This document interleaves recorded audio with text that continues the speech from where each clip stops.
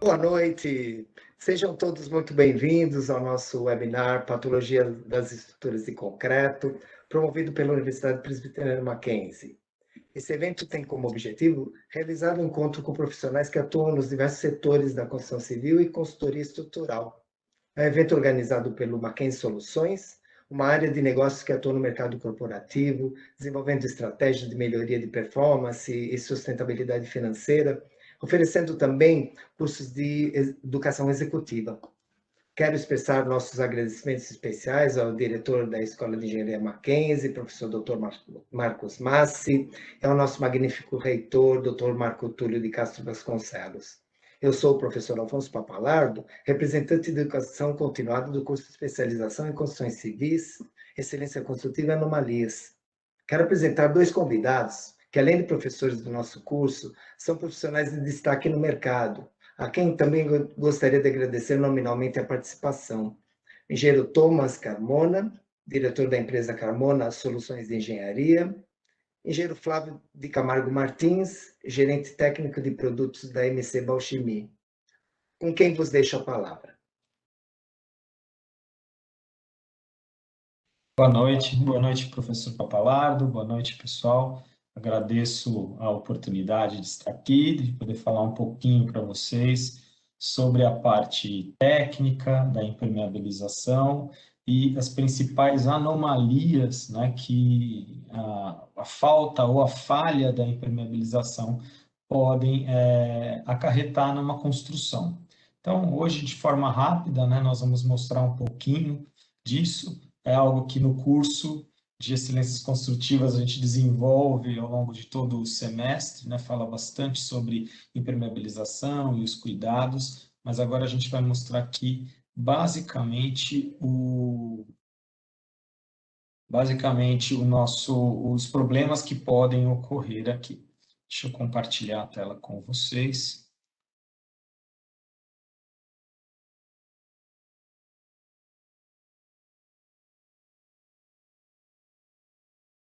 Aqui. Vou colocar em modo apresentação. Então, nós vamos falar hoje um pouquinho sobre as anomalias advindas da falta ou falha de impermeabilização. Eu sou o Flávio de Camargo Martins, eu sou engenheiro civil, trabalho nessa área de produtos químicos para construção há mais de 20 anos, sou gerente técnico da parte de produtos da MC Bauchimi. A MC Bauchimi é uma indústria química para construção civil, é uma indústria alemã. Nós temos 2 fábricas no Brasil e hoje nós fabricamos toda a linha de impermeabilizantes. Então, eu cuido desde a parte do desenvolvimento, posicionamento, geração de conteúdo, ensaios, testes dos produtos e com isso, né, nesse longo percurso, eu vim desenvolvendo muito a questão do apoio, né, aos especialistas, aos projetistas na área de tecnologia de materiais para a construção civil, materiais especiais, materiais químicos, né? Então, entrando um pouquinho aqui na nossa parte técnica, né? Uma coisa importante para a gente falar de impermeabilização é que a impermeabilização ela tem uma norma. Esse é o primeiro ponto que a gente deve falar, né?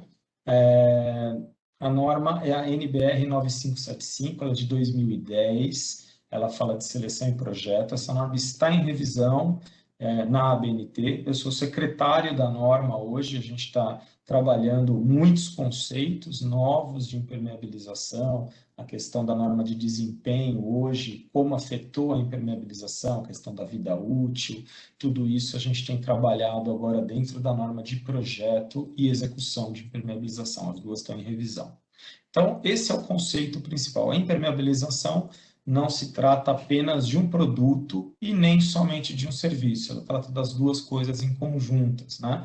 Então, são operações e técnicas construtivas que a gente aplica, ou seja, serviços, compostas por camadas, com várias funções, né? Então, a gente tem várias funções nessas camadas que vão compor o que a gente chama de sistema de impermeabilização, que ele vai ter como objetivo proteger a estrutura contra a ação, né, a gente chama até de deletéria, ação negativa, né, dos fluidos em forma de vapor, de umidade, né? Então, os líquidos em forma de vapor, umidade, os fluidos vão acabar degradando essa estrutura. Por isso, quando a gente falou em patologia aqui, a gente lembrou muito da impermeabilização, porque ela tem uma relação direta, né, com a proteção. Muitas vezes ela é um dos principais causadores de anomalias na nossa estrutura e nos nossos outros elementos construtivos e sistemas construtivos. Coisa importante, né, que a gente deve levar em consideração é a questão relativa a custo, né? Hoje em dia todo mundo se preocupa muito com a questão dos custos, né? Os custos estão altos, a gente tem que sempre controlar os custos. A impermeabilização hoje, dentro de uma edificação, ela representa aí em torno de 1 a 3% do custo total de uma obra. Então, é um custo razoavelmente pequeno, mas ele protege uma série de outros sistemas que vão estar ligados aí à durabilidade e ao desempenho da impermeabilização. Se ela não funcionar bem, ou se ela falhar, né, ou se ela não existir naquele local, eu posso ter problemas com revestimentos, problemas com a pintura, problemas com a alvenaria, com a estrutura, com a fundação. Então, ela, com 3%, às vezes você protege todos os outros 97% da nossa edificação. Então, o ato de impermeabilizar ele representa pouco, mas ele que proporciona aí muita proteção e longevidade para a construção. Então, quando a gente fala de excelência construtiva, não dá para deixar a impermeabilização em segundo plano, ela é primeiro plano, porque ela protege todos os outros sistemas da ação da umidade. Mais uma coisa importante que a gente deve levar em consideração, e eu creio que o Thomas talvez cite também, né, essa lei, a lei de Sitter, né, que ela fala da regra aí dos 5, que os custos vão multiplicando por 5 vezes a cada etapa que a gente negligencia, por exemplo, no meu caso, aqui do que eu estou falando, a impermeabilização. Então, se eu penso na impermeabilização na fase de projeto, eu vou ter um custo equivalente a 1, por exemplo. Se eu deixo de pensar isso na fase inicial, lá no projeto, antes da obra começar, eu posso ainda, durante a execução, definir o que vai ser feito, que impermeabilização, como que ela vai ser executada, mas a obra já está andando. Então, esses custos começam a ficar mais elevados, né, 5 vezes mais. Depois, durante a manutenção preventiva, ou seja, quando eu ainda não tenho as anomalias que a gente vai mostrar aqui, mas eu vejo que eu tenho um problema de falha ou falta de impermeabilização, então eu vou lá, faço uma intervenção e corrijo aquele problema antes de surgirem as anomalias.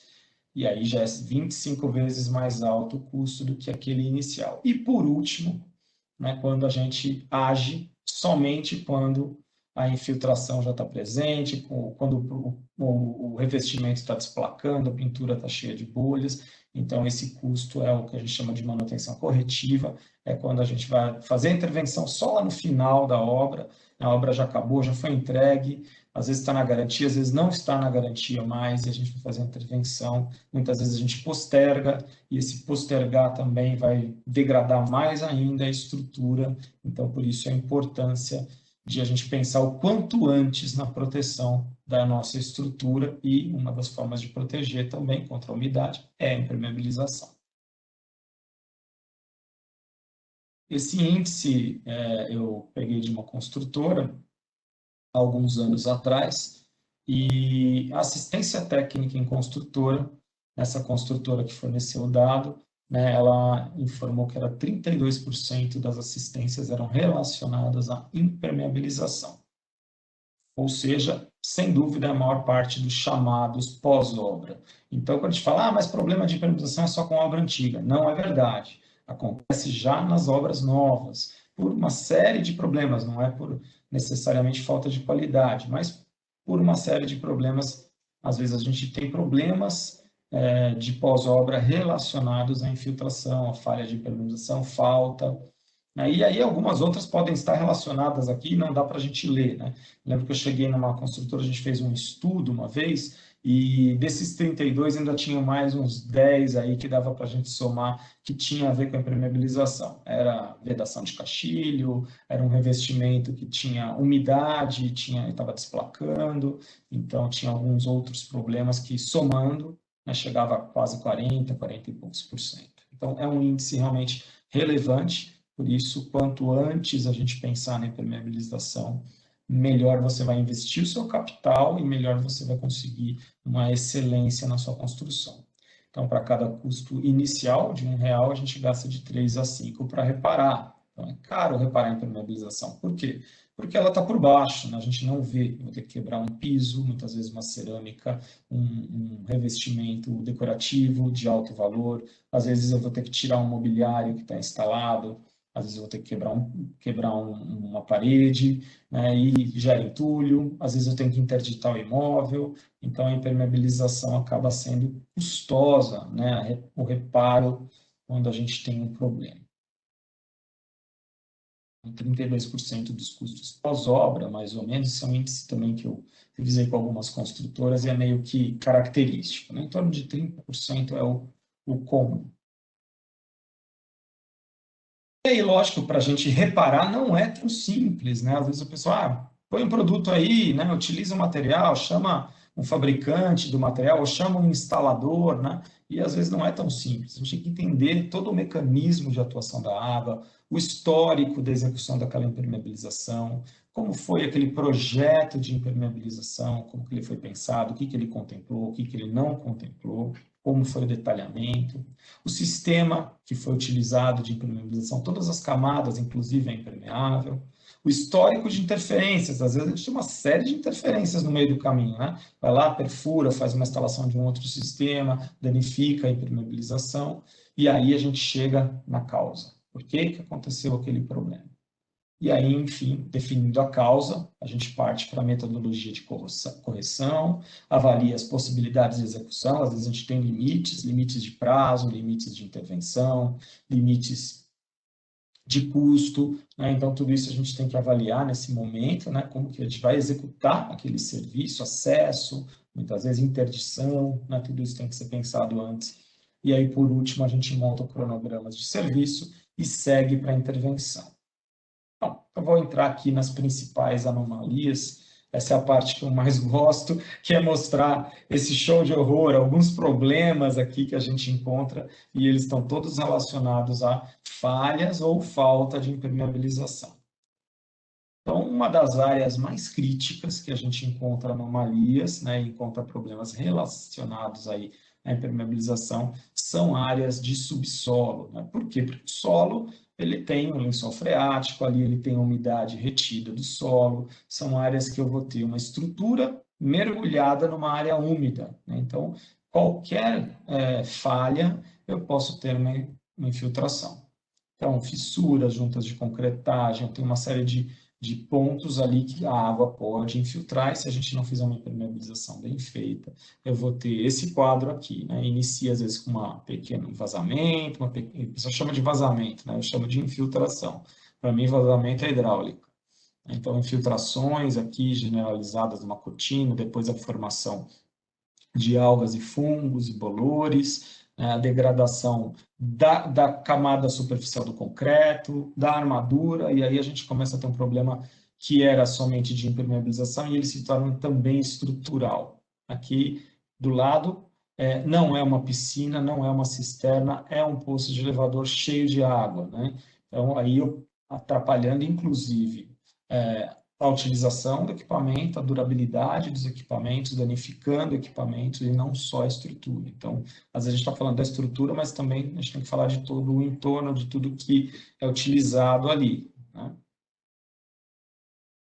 Então, quando a gente fala de áreas enterradas, né, a gente tem lajes de subpressão, cortinas, poços de elevadores, e ali a gente tem pressão hidrostática em muitas situações, né?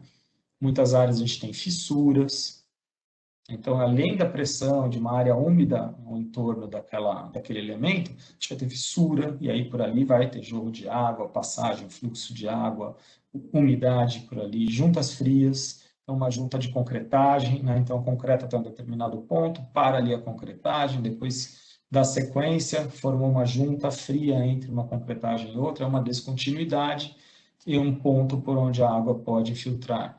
Juntas construtivas, problemas de consolidação do concreto. Então, ali eu tenho vazios, né? Então, não tenho como impermeabilizar em cima de uma área que está oca, né? Que tá sem o concreto, tem só o agregado ali, aqueles nichos de concretagem e tal, falhas às vezes de mistura, falhas de traço, falhas de adensamento. Agressividade do meio ambiente, lembrando que às vezes a gente tem áreas úmidas, áreas agressivas com CO2 elevado, como estacionamentos, solos contaminados, né? Então, tudo isso influencia nessas áreas do subsolo, né? Ataque de cloreto, carbonatação. E lembrando que as nossas obras elas não são uniformes, né? A gente não tem um material único, bonitinho, sem descontinuidade. A gente tem blocos de alvenaria, a gente tem concreto, a gente tem interligação disso, a gente tem tubulação passando, fissuras, instalações, né? Esquadrias, tudo isso misturado, né? Com muitos materiais, muitos elementos, trabalhando de formas diferentes, né? E todas essas junções, essas interligações, todos eles são pontos críticos por onde a água pode infiltrar. Então, aqui, por exemplo, numa laje, né, que está em contato com o solo, a gente tem insert, a gente tem trincas, a gente tem armadura, às vezes com corrosão, que já geram fissuras, às vezes geram desplacamento aí do concreto, né, do cobrimento, as juntas, né, tudo isso podem se tornar pontos de infiltração se a impermeabilização não for pensada. E aí alguns problemas comuns, né, que a gente encontra, né, tubulações com em torno delas, elas perfuram um elemento, do outro lado tem umidade, essa interface do metal, do PVC ou de um material com o outro, né, que é o concreto, gera ali uma movimentação, um diferencial, uma falta de aderência e por ali, essa descontinuidade, a água vai embora. Aí a gente pode fazer injeções, pode fazer tratamentos pontuais, em geral são muito mais caros do que a gente prevenir os problemas. Outra área que a gente tem muita anomalia são fundos de lajes de reservatório, né? Então, ali a gente tem, às vezes, problemas conjugados, né? Eu tenho ali falta ou insuficiência de adensamento do concreto, é uma região, às vezes, que é difícil de vibrar, ou que falha, né, a vibração, formas ineficientes, falta de impermeabilização. Então, ali eu tenho umidade de condensação no fundo de um reservatório, a água do reservatório ela condensa no fundo, ela migra também cloretos. Então, eu tenho ali uma série de problemas associados e os resultados, muitas vezes, são esses aqui, né? Uma estrutura em processo de degradação acelerado pela questão da umidade, pela falta de uma preservação, de uma impermeabilização adequada.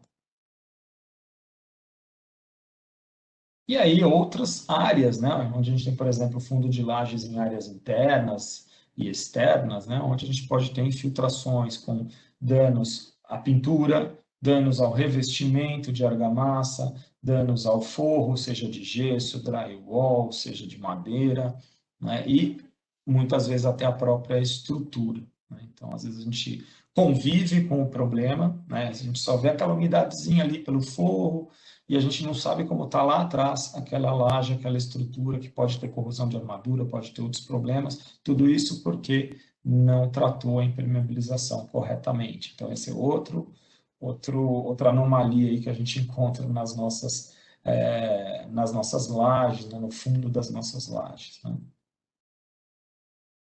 E alguns tratamentos, né, muitas vezes, que o pessoal dá sem conhecimento, né? Então, aqui foi a técnica de manutenção utilizada nessa obra, né? Nesse edifício, não vou dizer que a obra já tinha sido entregue, né? Onde o especialista zelador chegou lá e, para não pingar em cima do carro do morador, né, o zelador chegou, colocou um saco plástico, colou, né, e deixou a água ser conduzida. Depois o síndico falou, não, eu sou mais especialista e eu vou desenvolver um outro processo. E aí ele fez canaletas desse tipo aqui, com tubinhos conduzindo a água, ou seja, ele não tratou a causa, né? Ele foi lá e criou uma estrutura para conduzir a água mas aquela estrutura continua degradando, né? E aí, esse é o problema, muitas vezes, das técnicas de manutenção erradas, né? Inadequadas. Então, você pega lá e esconde o problema, né? Você não quer tratar, então você coloca uma parede falsa, coloca um forro de plástico. Não, tira o forro de... Já ouvi isso algumas vezes. Tira o forro de gesso, coloca um forro de plástico, porque aí ele não vai estragar. Ah, mas e a estrutura ali que está com infiltração, né? A gente tem que tomar esse cuidado, né? E ali, né, na execução, na impermeabilização, a gente tem que pensar que ali a gente tem dois materiais diferentes trabalhando, né? Eu tenho ali o meu ralo ali com a tubulação, a minha laje de concreto, né? E eu preciso impermeabilizar tudo isso, né? Então a impermeabilização deve entrar dentro da área, tem que fazer um arremate nessa região, porque é uma região que movimenta de forma diferente, né?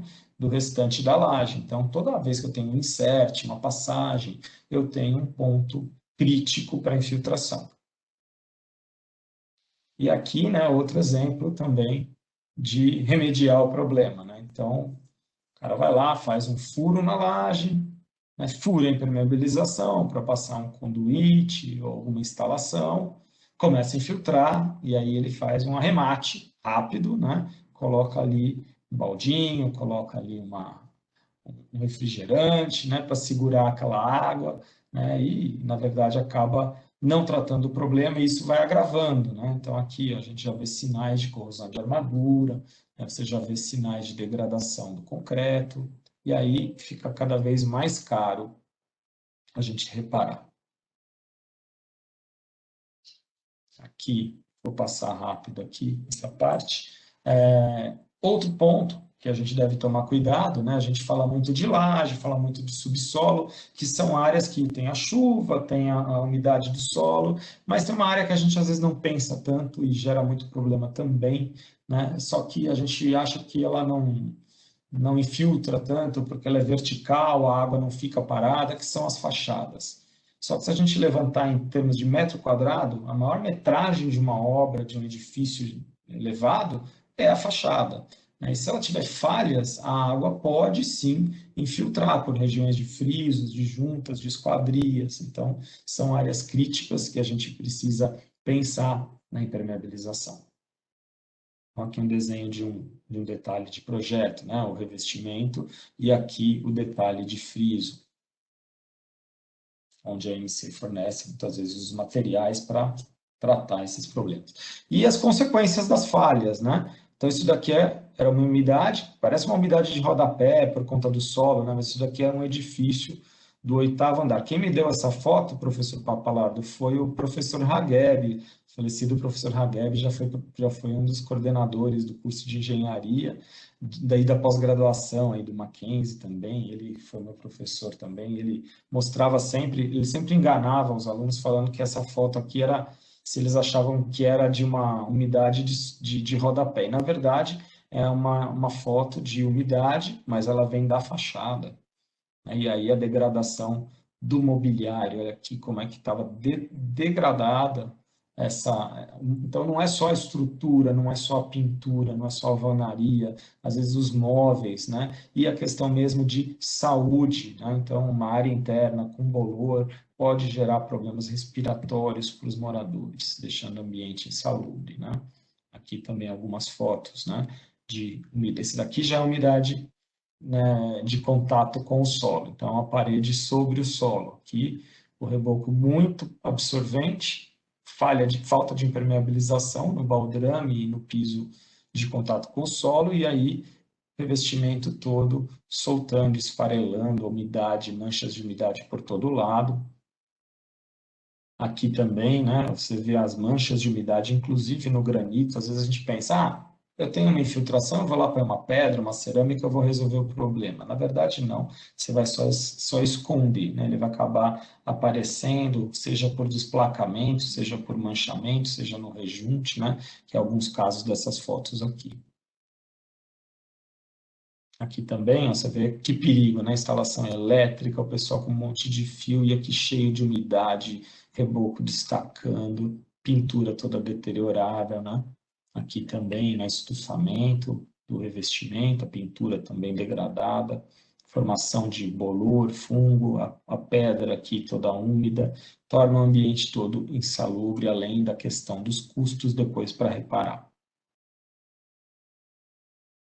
E também, né, algumas imagens aqui a gente vê nessa ardósia, né, na junta principalmente, em alguns outros pontos do rejunte também, uma série de eflorescências vindas da umidade, né, da falha da impermeabilização, de um piso muitas vezes que está sobre o solo, de uma parede que está em contato com o solo. Então, por capilaridade, né, a pressão do próprio peso da estrutura versus a umidade do solo, ele vai subindo por capilaridade, essa umidade pode subir às vezes 1 metro, até mais. E aqui, eu termino por aqui, eu tentei ser bem rápido, objetivo, para deixar todos aí depois fazerem perguntas e a gente no final vai responder todas elas. Eu vou finalizar, então, aqui a apresentação e eu passo já direto a palavra para o professor Thomas. Beleza. Obrigado, Flávio, pela excelente apresentação. Eu vou tentar completar o que couber, né? Deixa eu também compartilhar minha telinha aqui.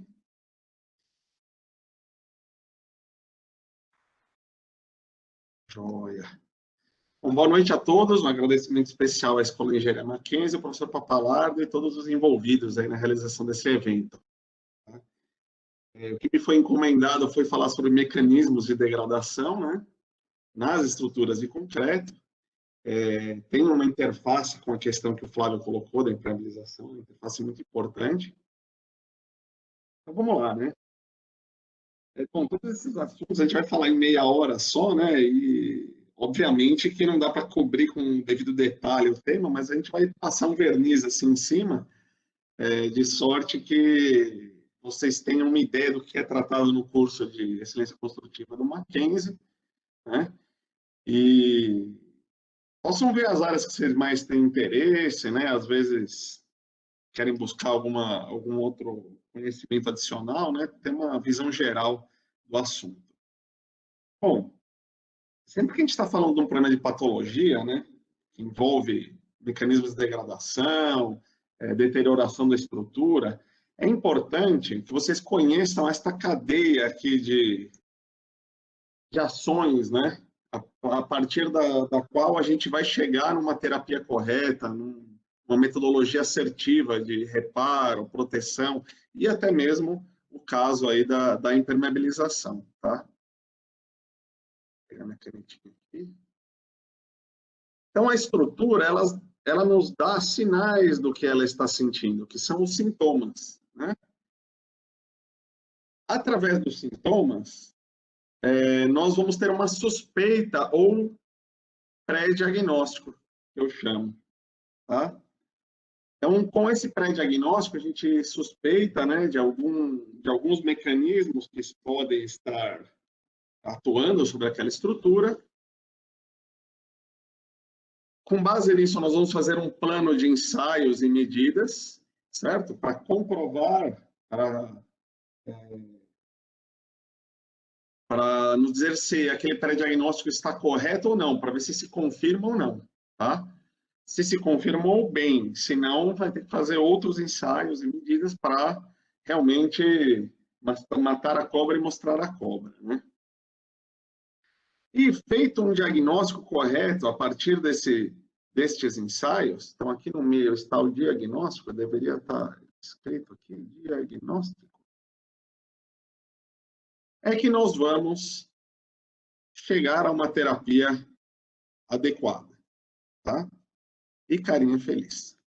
Tá? Então, não vale fazer intervenções de reparo, recuperação, reforço, manutenção de impermeabilização, manutenção de sistemas de proteção, sem um estudo que embase essas ações, porque você corre o risco de que virar um jogo de tentativa e erro, né? Com grandes chances aí de insucesso. Tá? Bom, o primeiro mecanismo, que é o mais falado no mundo da patologia, né, é a corrosão de armaduras. E não é à toa que ele é o mais falado, que ele é a vedete aí da patologia das construções, tá? Porque ele é o fenômeno que mais acontece, tá? Em termos de estrutura de concreto armado. É o que tem a maior incidência e o que maiores gastos, né, ocupam aí na economia dos países do planeta, tá bom? Isso daí é mundial. A corrosão de armaduras é uma pandemia que deve ser combatida adequadamente, tá? Então, vocês estão vendo que esses problemas acontecem, como aqui à esquerda, num edifício numa região central, urbana, aqui de São Paulo, tá? Então, estão vendo essa fissurinha aqui no revestimento? Ela é um indício, ela tem toda a característica de ser uma fissura característica de corrosão de armaduras, tá?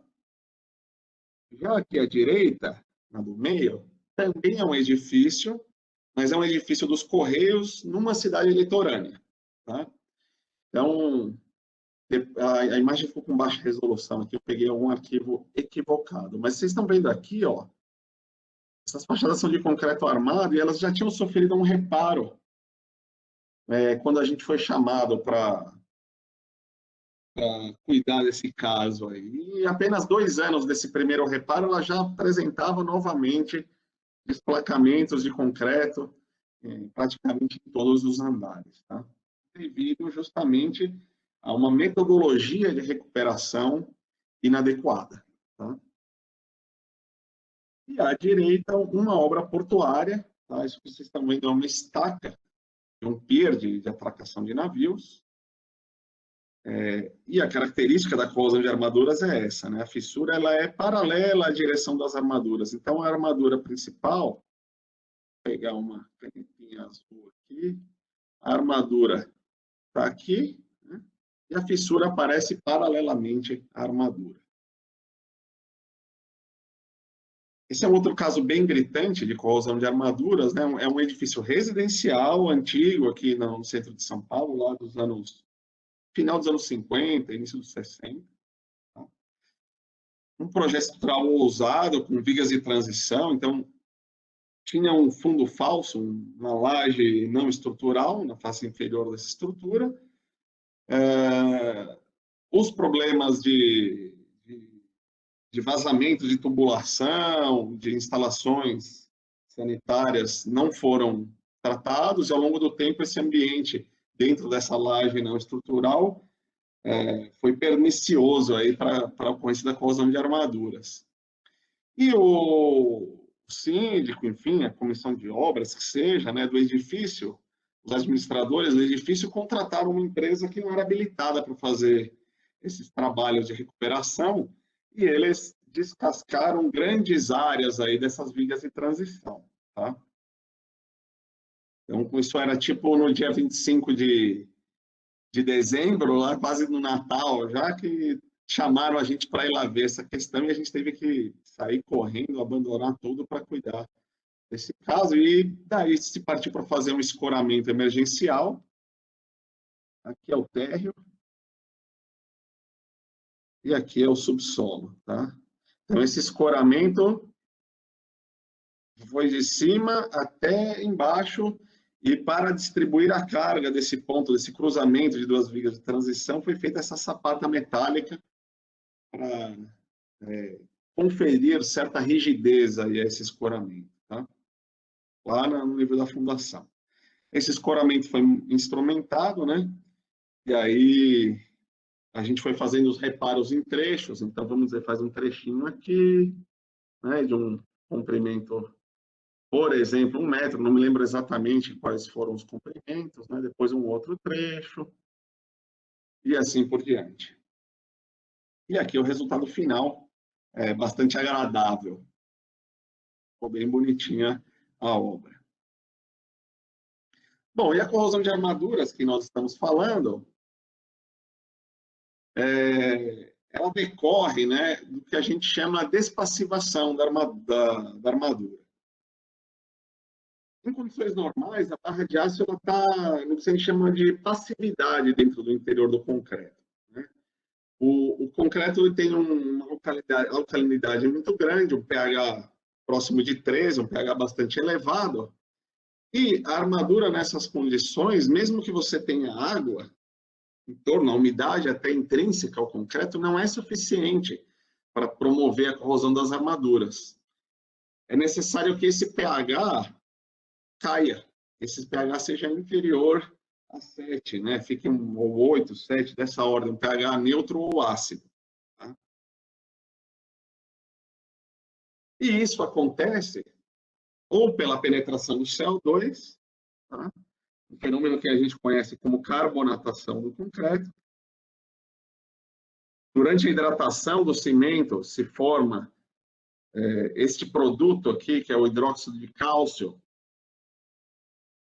que é o que confere alcalinidade à pasta de cimento. Né? Em contato com o CO2, forma-se carbonato de cálcio, fazendo com que o pH caia, o pH reduza, ou seja, fique neutro ou ácido, né?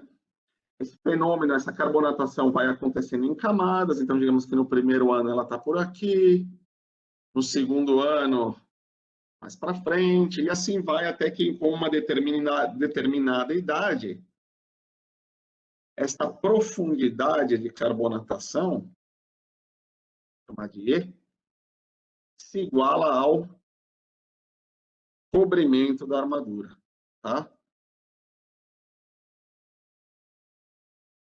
Quando isso acontece, quando E é igual a cobrimento, a armadura está sujeita à ocorrência da corrosão de armaduras, certo? Bom, mas não só a carbonatação pode promover a despassivação da armadura.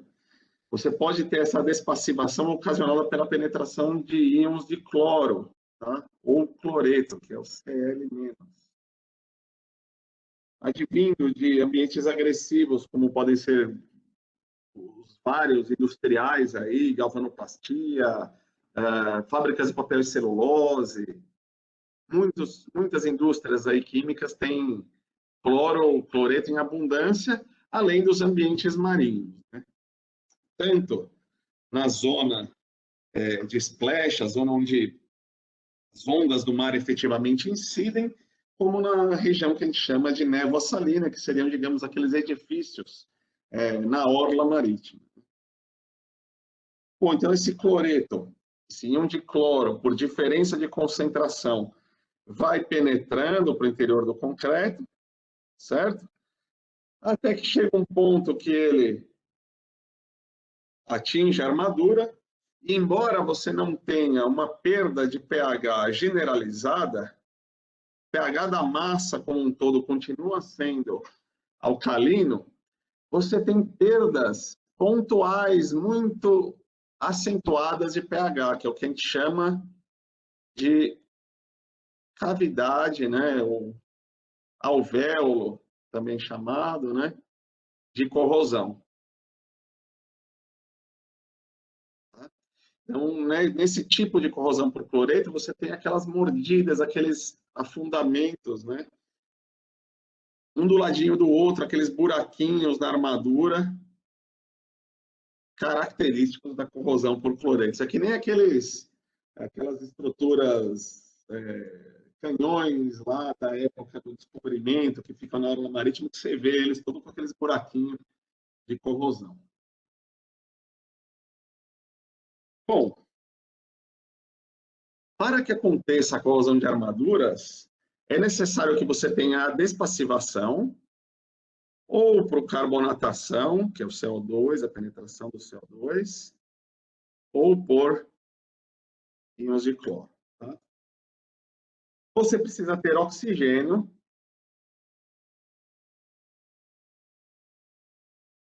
Então, por isso aqui os ambientes enterrados, submersos, a corrosão acontece com uma velocidade muito menor devido à dificuldade do acesso desse oxigênio.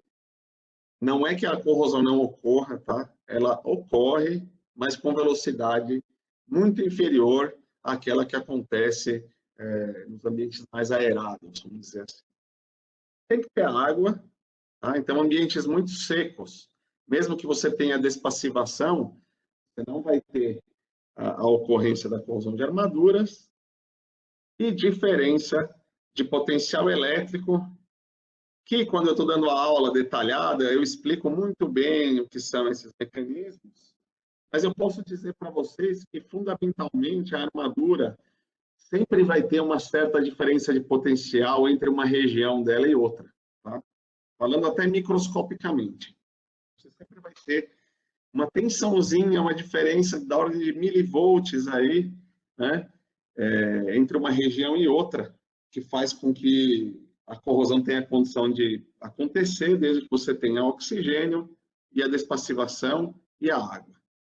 Tá?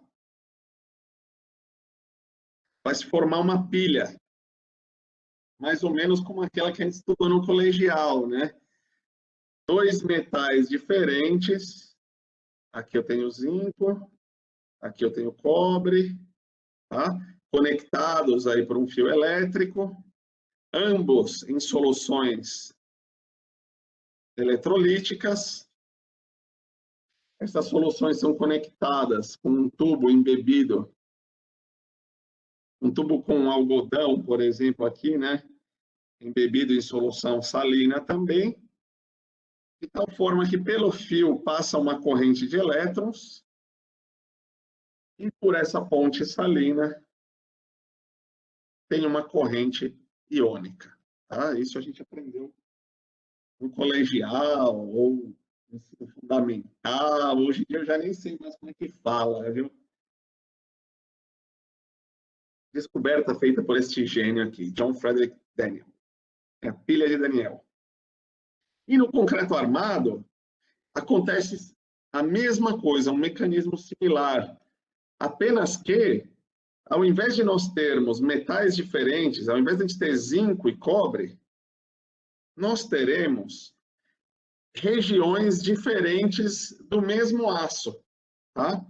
Só que não é exatamente o mesmo aço, né? Ele parece, mas não é. Microscopicamente existem pequenas diferenças, então isso gera aquela diferença de potencial. Vou dar um zoom aqui. Então, do ânodo para o cátodo, você tem a passagem de elétrons pela superfície externa da armadura. No cátodo ocorre a hidrólise da água, então por isso que você precisa ter água. Em volta desta armadura do cátodo você tem água e tem que ter oxigênio. Está aqui, ó, H2O que eu falei, e oxigênio. Mais os elétrons que vêm lá do ânodo, né, forma íons hidroxila, e vão caminhar pela estrutura, microestrutura porosa do concreto, chegar no ânodo, reagir com o ferro mais e dar origem aos produtos de corrosão. Hidróxido de ferro, por exemplo. Tá? Então é a mesma coisa, né? Corrente elétrica.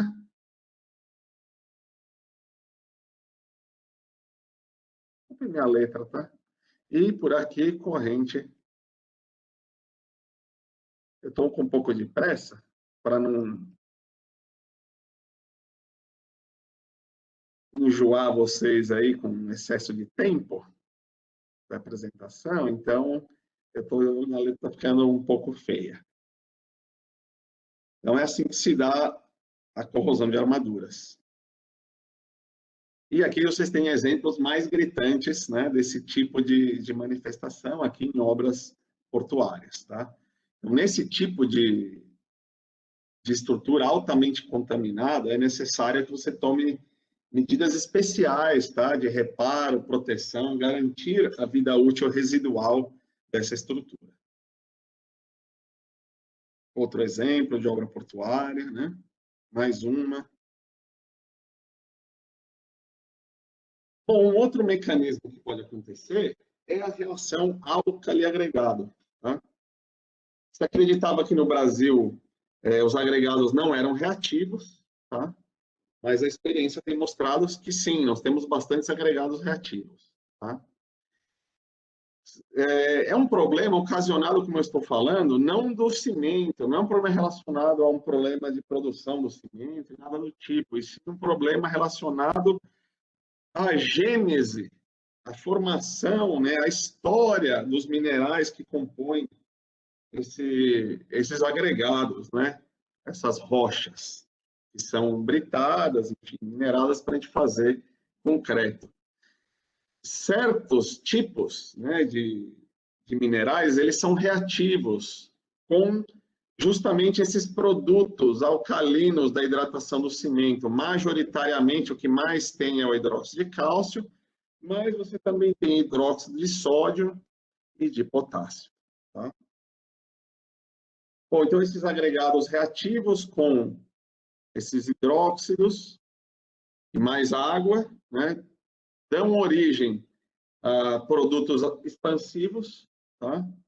Levando à fissuração, o prejuízo da resistência e durabilidade das estruturas de concreto. Normalmente, isso acontece em elementos que têm maior acesso de umidade e de maior massa, tá? Então, blocos de fundação, barragens, elementos mais massivos, tá? A característica é que você tem a microfissuração da massa como um todo, não é um fenômeno que acontece só na superfície, tá? Devido à heterogeneidade dessa expansão, você vai ter tensões diferenciais, né, gerando tração no interior do concreto e a fissuração por completo da massa como um todo, prejudicando a resistência, a durabilidade e assim por diante. Tá? Uma outra característica é a formação do que a gente chama de bordas de reação. Tá? Então, vocês estão vendo aqui na fotinha, bordas de reação claras, tá? No concreto. Dependendo do tipo de agregado, você pode ter bordas de reação escuras também, como nessa foto da direita.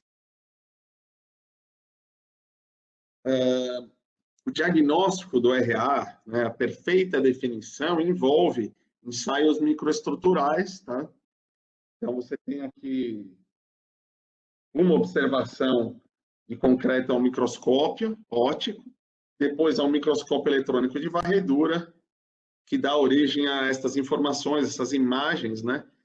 Onde muito provavelmente um geólogo vai avaliar esses resultados e vai te indicar se esses produtos são característicos ou não de reação álcali agregado. E aqui um exemplo, né, de umas fundações de um edifício, são sapatas, tá?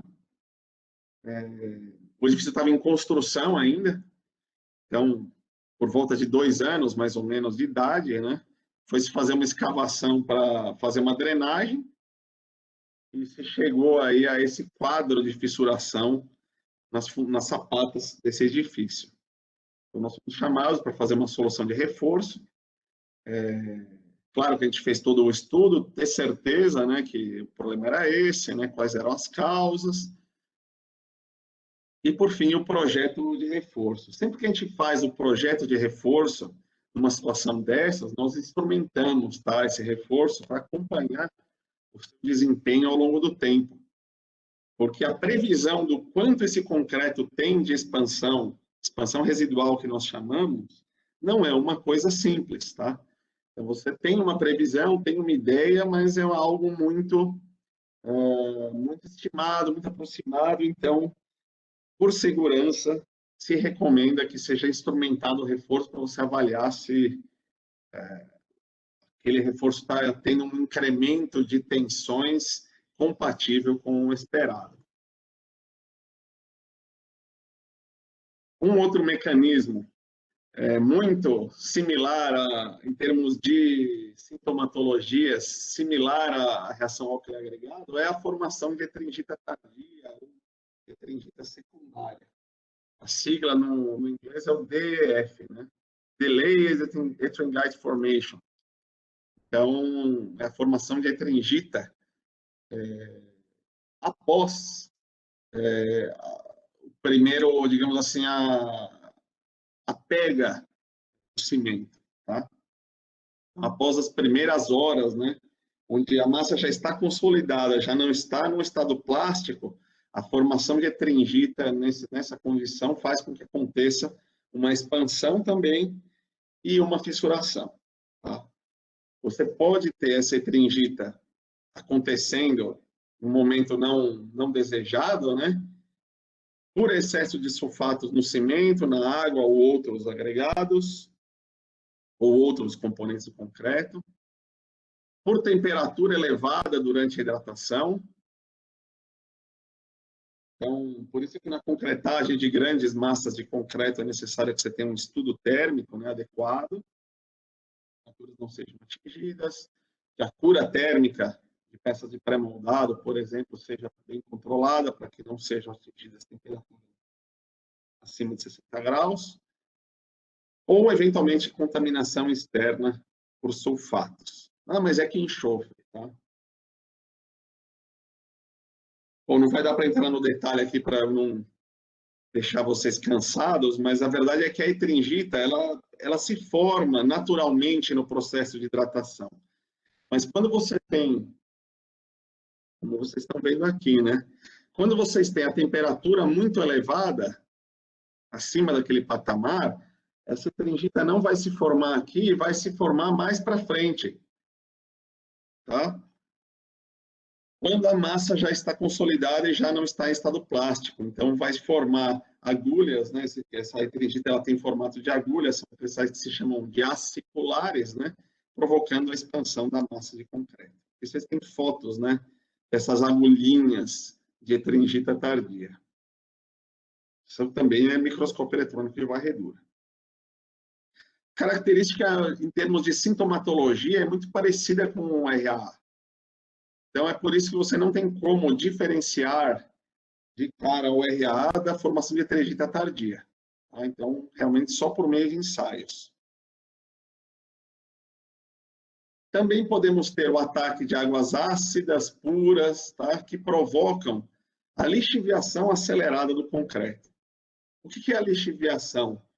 É o transporte de matéria, né? Pela troca constante, renovação constante de um meio aquoso. Tá? Então, no fundo, é como se a gente dissesse que o concreto está se dissolvendo. Né? Quando vocês veem aquelas calçadas que tem aquele agregado amostra, né? Nada mais é que um fenômeno de lixiviação que está ocorrendo primeiro, por uma baixa qualidade do concreto, e, em segundo, por uma acidez da água, chuva ácida das cidades. Né? Então, o aspecto do concreto é esse que vocês estão vendo aqui.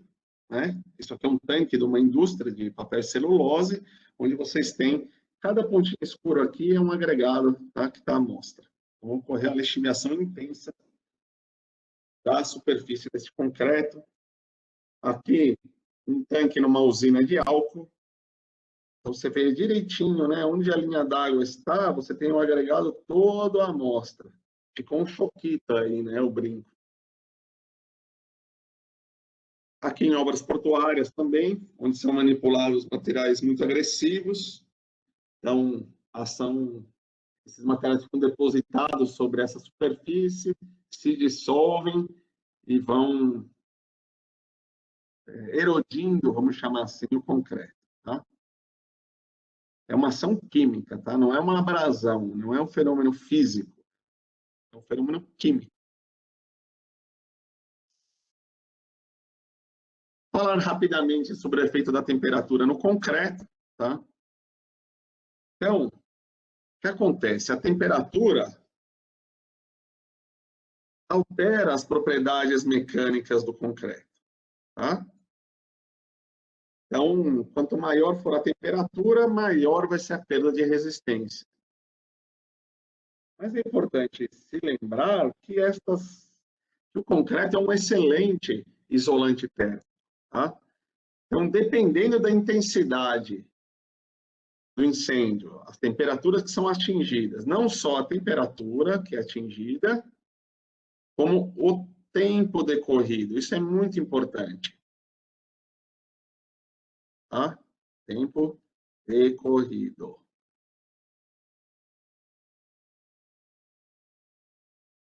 Porque pode ser que tenha sido uma temperatura pico muito elevada, mas por pouco tempo, tá? Não sendo suficiente para degradar uma camada importante da estrutura, uma camada importante de concreto. Tá? Então, vamos dizer que somente essa primeira camadinha aqui de alguns milímetros foi afetada por uma temperatura capaz de provocar uma perda de resistência importante do concreto. Então, eventualmente, você pode prescindir desta camada, fazer só uma proteção superficial e aí a segurança da estrutura está garantida. Então, esse é o tipo de análise que nós fazemos, tá? Sem necessariamente partir para reforços. A gente vê bastantes trabalhos por aí, espalhados pelo Brasil e pelo mundo, onde houve um incêndio, a estrutura obviamente está preta, porque você tem fuligem, mas não necessariamente ela está deteriorada a ponto de necessitar de uma intervenção de reforço. Tá? Aqui é um gráfico que também expressa a queda de resistência com a temperatura, percentualmente, mas volto a insistir. É um fenômeno de superfície que se dá com o tempo, de exposição a alta temperatura. Então, é sempre uma questão intrigante, qual é a curva de calor, a curva representativa do incêndio que ocorreu. Você tem curvas ISO, como por exemplo essa da 834, seria um incêndio padrão ISO, e você tem pode ter outros tipos de ataque a outra temperatura ou concreto, vamos chamar assim. Então, aspectos que têm que ser levados em.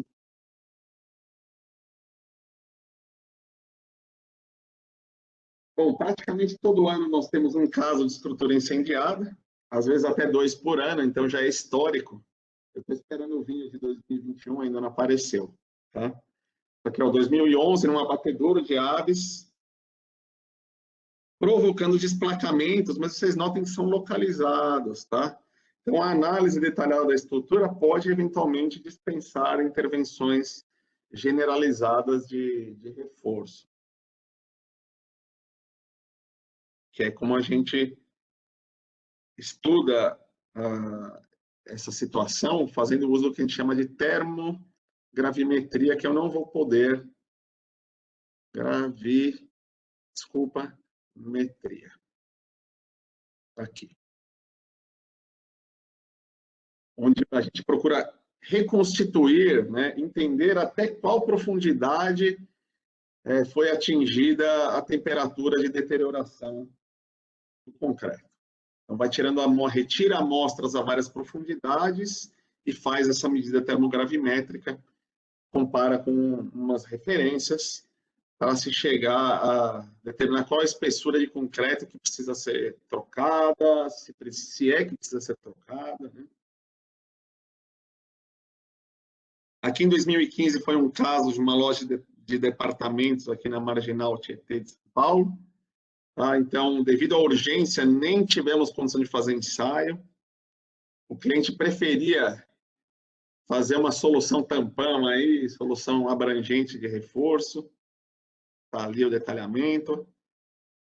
Incêndio de 2016, eu estou falando que é 1 por ano, a fábrica de polímeros, então era um tanque de solvente, agrediu não só a estrutura de concreto, como a estrutura metálica. Então, a gente teve que estudar os dois materiais. Tá? Ensaios em aço. No mesmo ano, uma fábrica de papel também teve incêndio. A estrutura metálica ruiu de cobertura e a estrutura de concreto praticamente não foi abalada, não foi deteriorada. Somente os consoles que sofreram após a ruína da estrutura metálica. Então, a estrutura metálica cai, rui, vai para o chão, puxando os apoios e rompendo mecanicamente os consoles de concreto. 2017, num edifício comercial. Então, aqui é o antes e aqui é o depois. Então, você vê, feio, Parece que foi o fim do mundo. Mas, durante a inspeção, nós também constatamos que se tratava de uma laje falsa, isso aqui. Ela estava detonada, e deteriorada. Aqui é meu pai, Dr. Carmona. Vou botar a legenda aqui. Mas vocês notem que nós fizemos medidas de ultrassom num pilar bem afetado pelo incêndio, numa região bem crítica, e ensaios de ultrassom numa região não afetada, de referência, e obtivemos velocidades de propagação praticamente similares, tá? 2.977, em termos de velocidade de ultrassom em concreto, é praticamente igual a 3.060. Então, comprovando que não tivemos deterioração importante. Vou passando rapidamente, o tempo está escoando já. Isso aqui é um caso, como esse daqui, nessa mesma indústria, no ano seguinte, 2017, onde nós temos tivemos um incêndio, o colapso da cobertura, e durante a remoção de revestimentos em pilares de concreto para ver o que tinha, como estava o concreto atrás desses revestimentos, a gente se deparou com outro tipo de problema, né? Um problema de construção, né? Falha executiva. Então, está aqui toda uma metodologia que nós especificamos para recuperar a capacidade, digamos, devolver, digamos, a integridade, substituir essas segregações por um material de boa qualidade e boa resistência. Falando em impermeabilização, né? Esse é outro tipo de incêndio que a gente vê todo ano também. Em edifícios, aqui já no ano seguinte, manta asfáltica, né? Complicadíssimo, porque usa material inflamável, usa maçarico, né?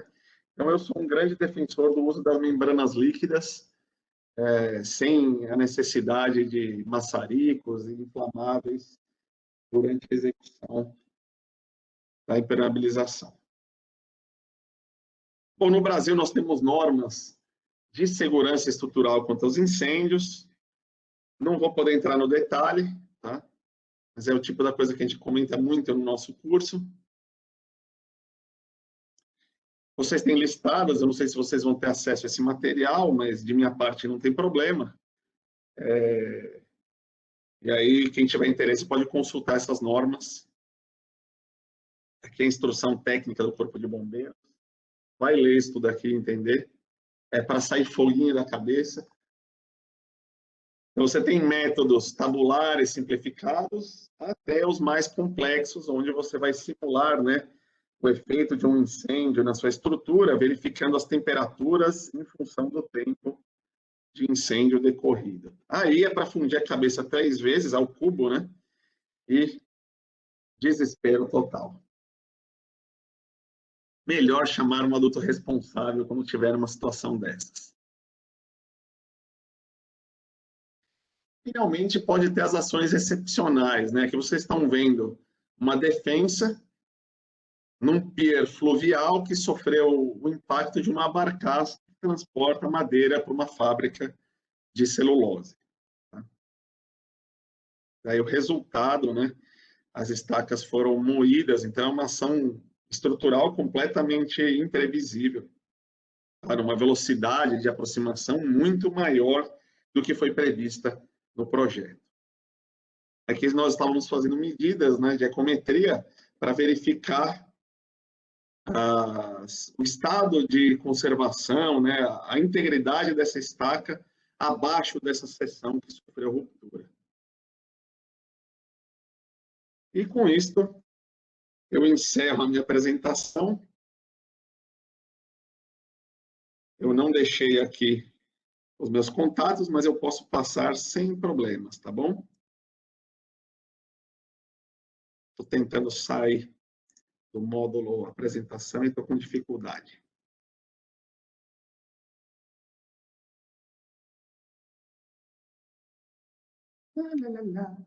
Opa, alguém já fez a gentileza.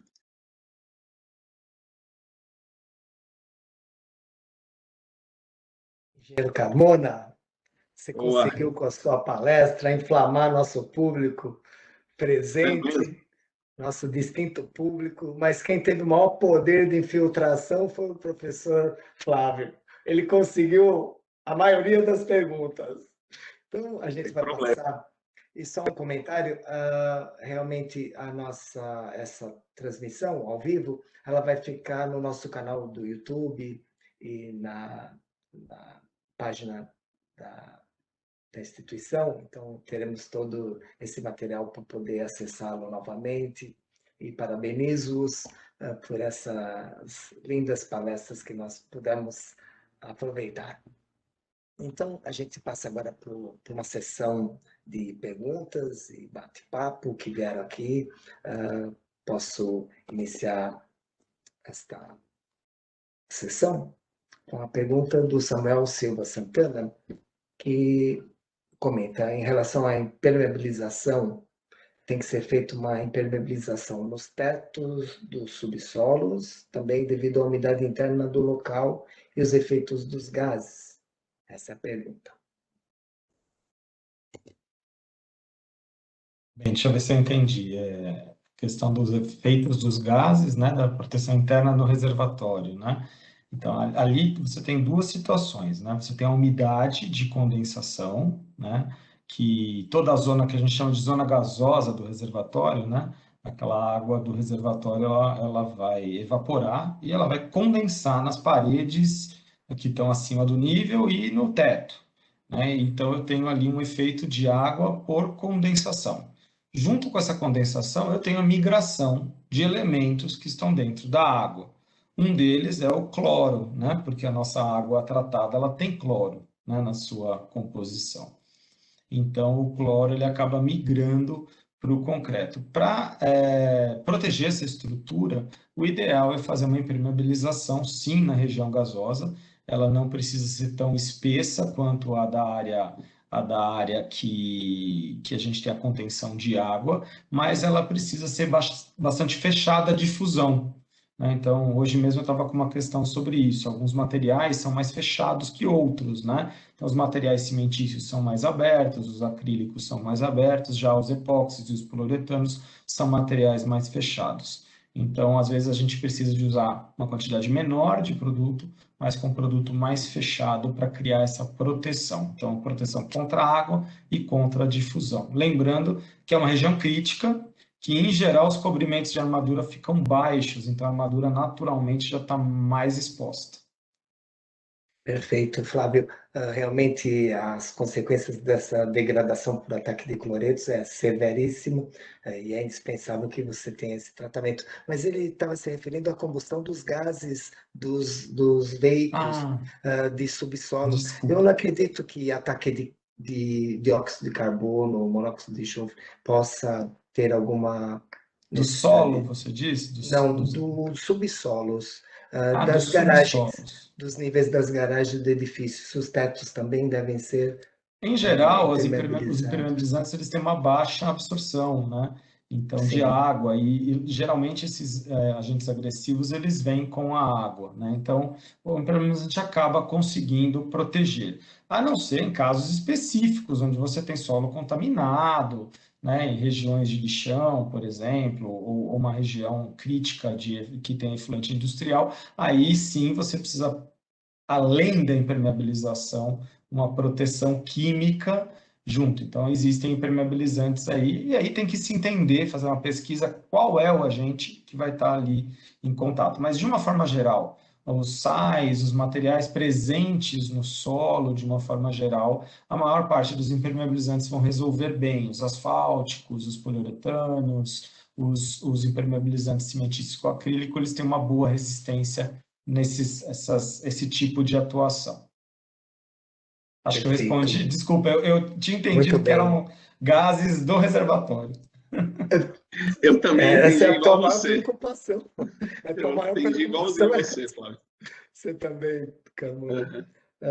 Continuando, nas infiltrações ocorridas nas paredes devido às falhas de impermeabilização nos baldrames e até por capilaridade, a Débora Marinella pergunta qual a solução técnica para sanar esse problema. O doutor Bom, a melhor solução é evitar que ele ocorra, né? Então, Perfeito. eu particularmente falo que uma vez que a umidade subiu, né, pelo rodapé, você vai ter algumas técnicas de direcioná-la para outro lugar, mas você não tem como tirar fora, né, e fazer a impermeabilização para impedir que ela suba. Então, às vezes a gente faz uma impermeabilização interna, a gente faz uma outra abre pelo lado externo e deixa ela respirar, né? Então, existem algumas técnicas para minimizar os efeitos. A melhor forma é evitar. Para evitar, o ideal é você fazer a impermeabilização já no início da obra sobre as fundações. Então, lajes de radier precisam ser impermeabilizadas. Então, eu digo que tem duas técnicas que vão trabalhar em conjunto. Então, impermeabilizar e drenar. Às vezes tem gente que faz uma coisa ou outra, na verdade elas são complementares, né? Então, a drenagem vai direcionar a água para onde você quer que ela escoe, né? Ela não vai ficar acumulada naqueles pontos de pressão, naqueles pontos de contato, né? Então, sempre uma drenagem e uma impermeabilização impedindo que ela entre ou passe para as áreas que você quer secas. Então, eu entendo sempre que você precisa das duas técnicas. Então, impermeabilizar baldrame, impermeabilizar a parede na região, que ela pode ser um captador de água. Então, outro dia tive um problema com uma construtora, né? Que ela chamou vários consultores, aí depois chamou a gente para ver produto também, e a umidade vinha correndo pela própria argamassa, ela estava funcionando como um agente de captação, ela vinha ali do solo, né, do jardim, e subia a umidade por ela. Então, a gente fez um detalhe junto com o projetista, colocou um produto, né? Então, fez ali um friso específico, colocou um impermeabilizante, e aí a gente evitou essa captação. Então, o ideal sempre é evitar que a água entre para a região dos baldrames, dos rodapés. Para isso, impermeabilização de baldrame, impermeabilização de lajes em contato com o solo e drenagem, né? Essas duas coisas são fundamentais. Perfeito. Pelo teor das perguntas aqui, eu estou identificando que nós estamos com um público de altíssimo nível técnico. Parabéns aí a todos os participantes. Roubaram uma pergunta que eu queria fazer ao professor Thomas. Conseguiram. Mas foi muito interessante, Thomas, essa analogia que você fez com a pandemia, né? A verdade, pandemia, Saiu de improviso, viu? Foi muito boa essa analogia, porque é uma explosão de problemas, assim, de uma forma muito rápida, né? Mas queria falar sobre a relação ao álcool agregado, né? Que também é o câncer do concreto, né? A gente pode fazer essa mesma analogia. No Brasil, os relatos de ocorrência desse fenômeno eram limitados às estruturas de barragens construídas na década de 70, 60, 70. Os fenômenos expansivos não são hoje creditados unicamente à RA, assim como você demonstrou com a formação de tingita tardia, que é uma outra manifestação deletéria expansiva. E também outros tipos de construções foram notificadas com ocorrência de fenômeno que você falou dos blocos de fundação, dos pilares de pontes, ginásios e arenas esportivas de grandes vãos e outras edificações. Então, você também apontou que é muito prudente, antes de iniciar qualquer obra de reforço ou recuperação dessa estrutura suspeita de contaminação, seja adotada a metodologia de identificação laboratorial. Nesse contexto, eu tenho duas perguntas que não coincidem com a do nosso colega aqui, Renan. Desculpa, Renan não, foi o colega Eduardo Henrique. Mas eu tenho essas duas perguntas. Onde são realizados esses ensaios para permitir um diagnóstico assertivo da causa da expansão química? E quais técnicas de reforço e recuperação são frequentemente adotadas na sua empresa? Tá, legal. Primeiro, onde você faz esses ensaios? Isso. Bom, primeiramente, né, a parte de análise, vamos chamar assim, tanto estrutural quanto dos ensaios, né? Nós fazemos, mas como você disse, a gente tem que recorrer a laboratórios especializados. Você tem a ABCP, a Associação Brasileira de Cimento Portland, e o IPT, né, no momento aqui, habilitados para fazer isso. Também tem universidades federais e estaduais que podem fazer esses ensaios, né? Mas, digamos que comercialmente, de forma mais expedita, mais ágil, é o IPT e a ABCP que tem atendido grande parte do mercado. Tá? Mas daí eles colocam analistas para fazer um Exatamente. laudo, você tem um laudo Isso. desses Então, possíveis normalmente, geólogos. quando a gente tem um problema de RAA ou de expansão, vamos chamar assim, né? Um problema de expansão. Aí a gente vai definir se é RAA ou etringita tardia, mais com os resultados do que propriamente dito previamente. Mas, enfim, quando a gente tem algum problema de expansão, nós fazemos duas frentes de ensaios, tá?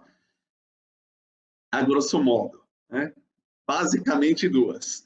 Uma que vai analisar a microscopia, a gênese do agregado, né? Então, aquele lado de análise petrográfica, né? Microscópio eletrônico, análise da morfologia do agregado, e a outra, que é mais tecnológica, vamos chamar assim, né? Mais de engenheiro civil, tá? Que é a determinação ou medição, né? Da expansibilidade residual daquele concreto. Então, a gente faz isso de uma maneira bastante simples, né? Até, digamos, caseira, né? Aquele tipo de solução de engenheiro civil mesmo. Nós tiramos testemunhos de concreto, são colocados pinos de leitura, né? De referência nesses testemunhos, é claro que ele é faceado, bonitinho, e nós expomos esse concreto, esse testemunho, a situação de umidade semelhantes àquela que a estrutura vai ter. Tá? Então, por exemplo, ciclos de molhagem e secagem, se a estrutura está submetida a chuvas, né? se essa peça, se esse elemento estrutural está submetido a chuvas, a umidade sazonal, ou permanentemente imerso, se é uma estrutura que fica permanentemente imersa. E aí, nesse testemunho, a gente vai medindo o ganho de comprimento ao longo do tempo. Com isso, nós temos uma curva que vai nos dar qual é a expansão que esse concreto vai ter aí ao longo do tempo. Tá? Podemos fazer uma extrapolação dessa curva a tempo quase infinito, tá? E dimensiona-se o reforço para esta expansão. Tá? E essa solução de reforço, normalmente são chapas coladas, aumento de seção com concreto, tá? Fazendo ou não uso de proteção, depende muito da geometria. Proteção seja com cabos ou com barras rígidas, por exemplo, barra de Vidal. Tá? Vai depender muito da geometria, do nível dessa expansão. Em alguns casos, você pode simplesmente impermeabilizar muito bem essa estrutura, tá? Resolve. Impedir o ingresso de água, impedir ou minimizar o ingresso de água.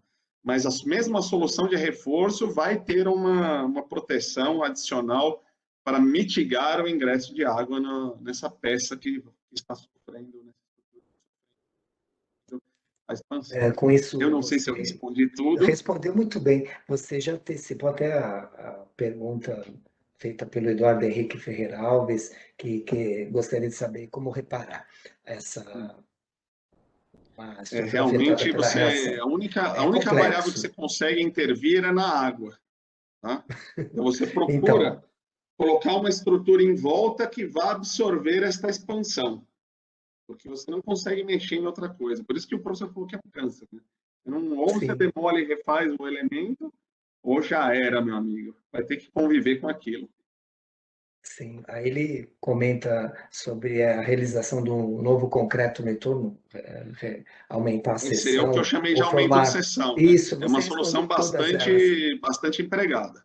Você passou por todas elas, e daí formar uma proteção mecânica com as chapas coladas, que mitigasse a expansão, outro mecanismo. Ele também queria que você citasse alguns possíveis exemplos de reparo. Aí você falou da proteção com as barras de Vidal, mas você acabou respondendo todas as perguntas eu também já tinha sequenciadas. lido a pergunta e já foi alimentando.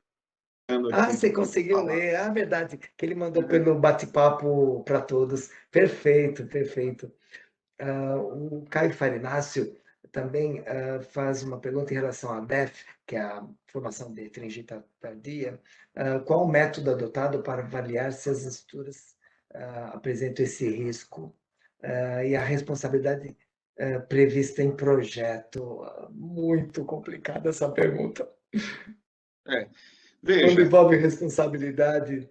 nós sabemos, tá, que o primeiro responsável a ser chamado é aquele que construiu a estrutura, a edificação. Tá? Então, o construtor, ele infelizmente é o primeiro a ser acionado.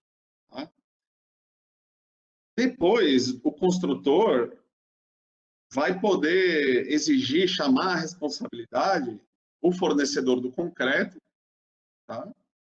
E, posteriormente, o fornecedor do concreto poderá ainda acionar o fornecedor do agregado.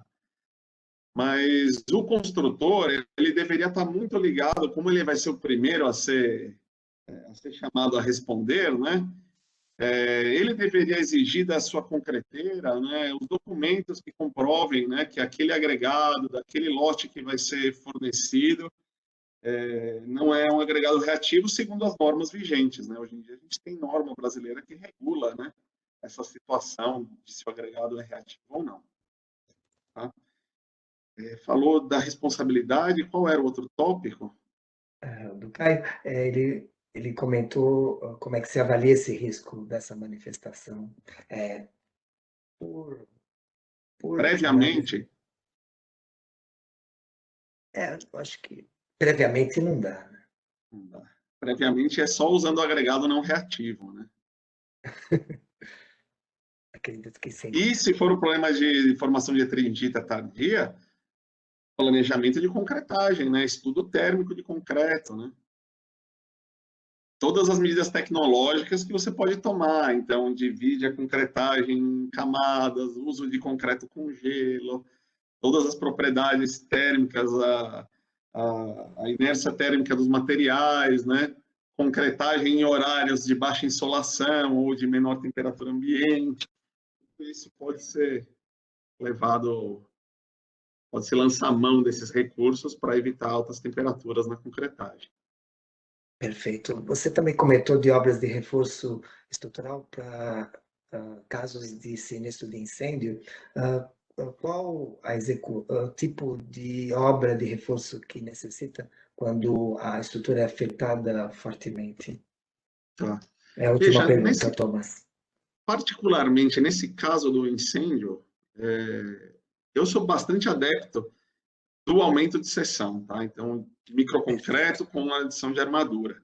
Mas, dependendo do caso, você pode ter outras soluções possíveis, proteção, fibra de carbono passiva ou ativa, vai depender muito do que você quer, que você sempre vai ter que reparar, né, aqueles desplacamentos, aquele pólen que o concreto sofreu, para depois, eventualmente, reforçar. Então, muitas vezes, do que você faz esse reparo, você já adiciona a sua armadura, mas pode não ser o caso. Então, a proteção, a chapa colada, todos podem entrar na equação. Tá? Então, normalmente, o que se faz é um estudo de viabilidade técnica e econômica. Tá? Então, a gente costuma apresentar, fazer um anteprojeto aí de umas 2 ou 3 soluções possíveis e levanta o custo e o prazo, que isso influi muito na decisão, né? Sim, nós sabemos que nossas estruturas possuem uma grande reserva estrutural, mas mesmo quando você visita a estrutura afetada, variada, você percebe que ela está na iminência do colapso, você vai procurar reforçar ou você já vai exigir uma demolição da mesma? Tem casos assim que chega à demolição, que você não põe a mão. A gente conseguiu até hoje salvar todos os pacientes terminais. Viu? Parabéns! Não, eu sei, agora, fora de brincadeira, tem um ou outro onde o cliente mesmo optou pela demolição. Aí é por questão dele querer reconstruir uma nova. Mas as estruturas, veja, ela tem um problema, grande maioria delas está em uso quando acontece um sinistro. E o interesse do usuário é restabelecer aquela operação. Tá? Seja uma indústria, um shopping center, um edifício comercial, você tem um lucro cessante muito importante se aquela estrutura fica paralisada. Então, a ideia é recupera, reforça e vamos colocar a coisa para gerar riqueza, né? Perfeito. Então, esse, na verdade, é o grande desafio do reforço. É você trocar o pneu com o carro andando, né? E a última pergunta endereçada ao professor Flávio, se a MC Biochimia oferece ao mercado alguma linha de produtos resistentes ao fogo? A gente tem produto resistente ao fogo direcionado para fibra de carbono, né, para reforços com fibra de carbono, né? Então, são produtos com classificação IF120, ou seja, tem os 120 minutos para resistir à transmissão do calor de forma que não afete o sistema, por exemplo, de fibra de carbono, que leva epóxi e, consequentemente, em alta temperatura, ele vai perder a sua eficiência. Então, a gente tem nesse sentido. Existem outros tipos de materiais, refratários, né, pinturas intumescentes, que aí são usados realmente como corta-fogo, com outra finalidade, né? A gente tem apenas um produto, né, que é o Nafufil KM250, é um produto produzido aqui no Brasil, né, apesar de formulação alemã, e a gente utilizou muito ele agora no reforço do viaduto do Jaguaré, em São Paulo, né? Então, são situações de reforço, onde você pode ter uma situação de fogo, de incêndio, né? Então, por isso, você deve sempre proteger a estrutura reforçada contra essa situação. Perfeito. Então, partindo agora para o nosso fechamento do webinar, vocês perceberam, professores, como a participação do público engrandeceu a nossa transmissão. Realmente, as perguntas foram muito bem colocadas e acabamos esbarrando em temas que não foram tão discutidos a fundo durante as palestras. Convidados, meus queridos professores, mais uma vez quero agradecer-lhes por terem aceito o nosso convite e participar desse webinar e por terem oferecido expressivas contribuições ao nosso público. Reforço o agradecimento à equipe do Mackenzie Soluções, que tem dado todo esse respaldo com profissionais ultra competentes pela organização desse evento, e a Universidade Presbiteriana Mackenzie pelo apoio institucional, e aqui todos vocês que nos acompanharam também. Na próxima terça-feira, dia 8, teremos outro webinar com o tema Tecnologias Construtivas. Fiquem atentos às nossas redes sociais. Uma boa noite e recebam meus mais sinceros votos de saúde extensivos aos vossos familiares. Obrigado pela audiência. Tchau. Muito obrigado. Obrigado. Tchau, tchau, pessoal. Boa noite a todos. Boa noite, professor e a equipe.